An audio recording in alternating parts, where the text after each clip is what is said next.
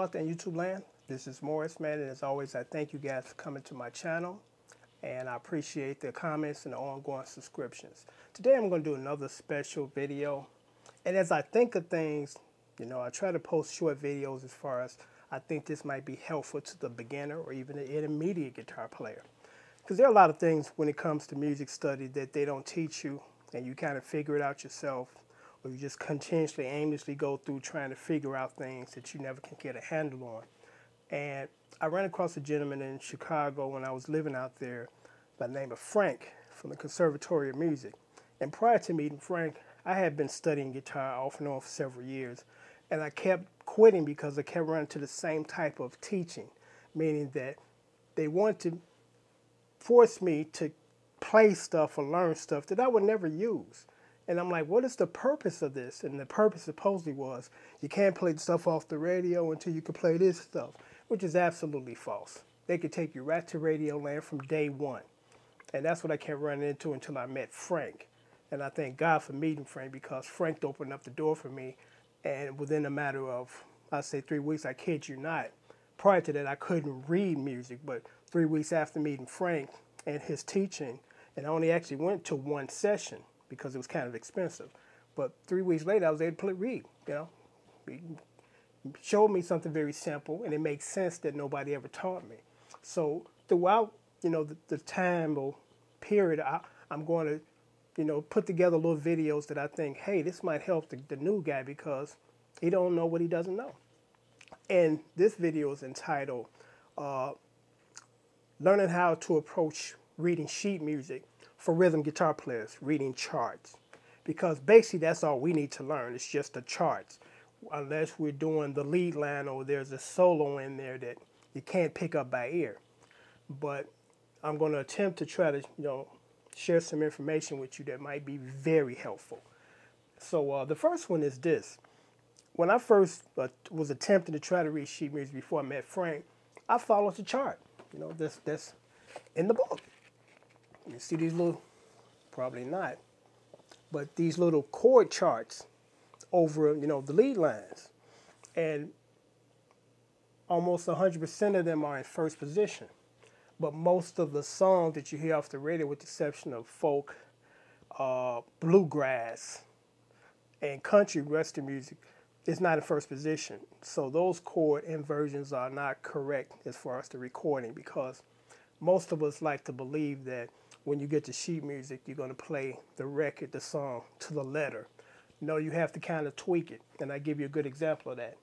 Here it is, The Police Complete. And one of my favorite all-time songs is a song that when I'm always warming up, I play it all the time, and I'm sure you know what it is when I start playing it.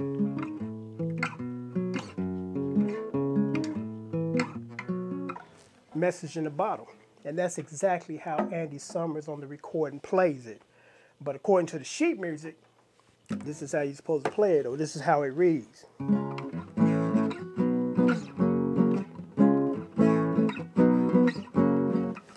Now you tell me, isn't there a big difference between what I just played and what I played earlier? Absolutely.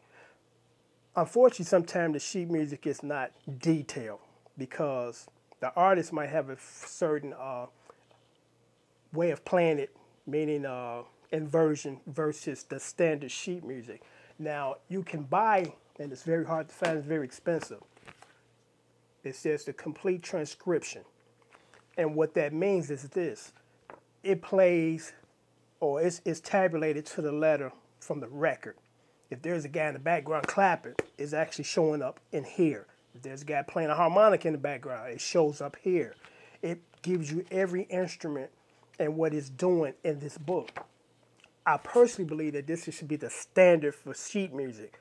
There shouldn't be a special complete transcription. It should be, I pay to get the information from the record onto here or from here. But unfortunately, it's not that way. So, you have to be careful, because I just did a cover of Average White Band Cloudy, which I do have the sheet music, and the sheet music is correct as far as the voicings, the chord charts, but that song, it modulates, meaning that it takes a half step up in the middle of the song. That is not in the sheet music. I'm looking for it, it's not there.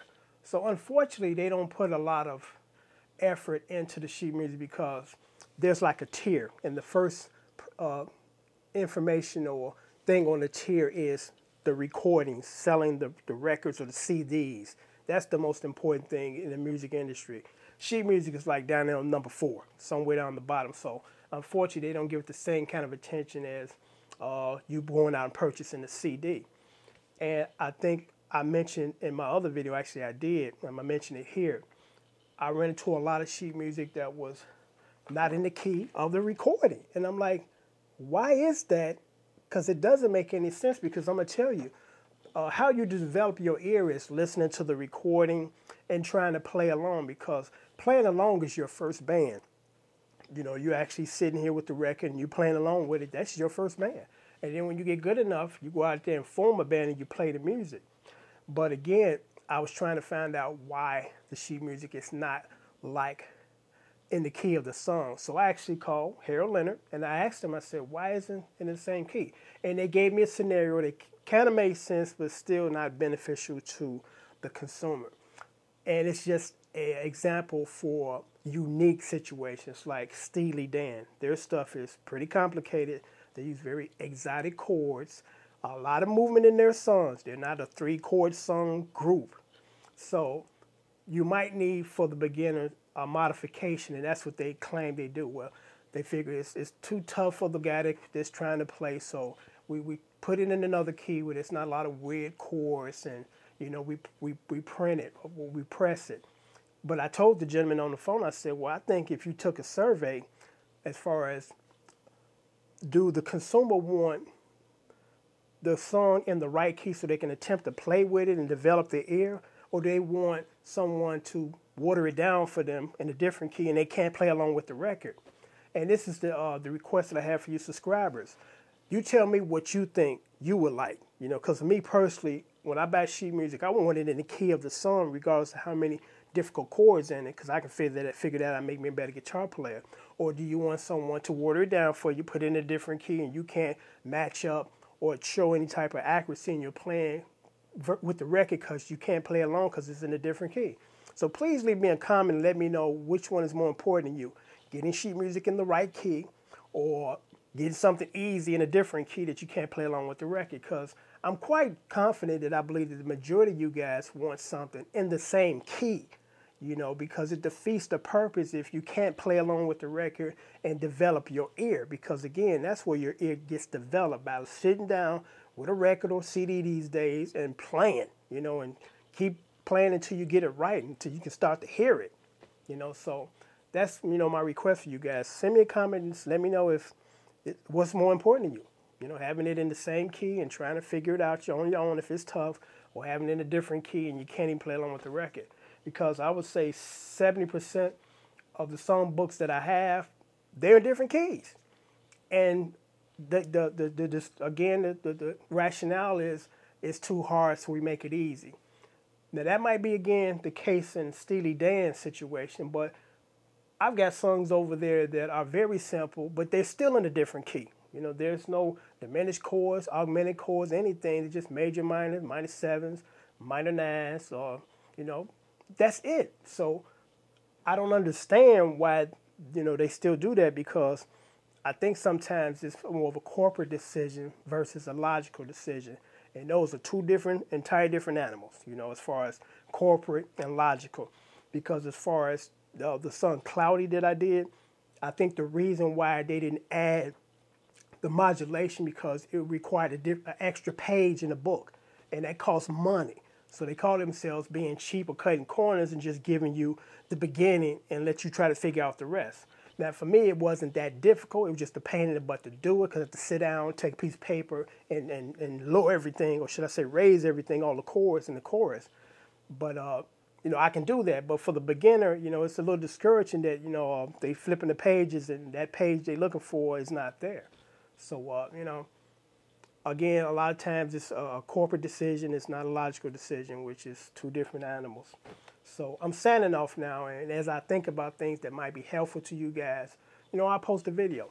Or if you have a question that, you know, you want to pose to me, I'll either email you, inbox you, or, you know, might do a video. So until next time, take care. Thanks.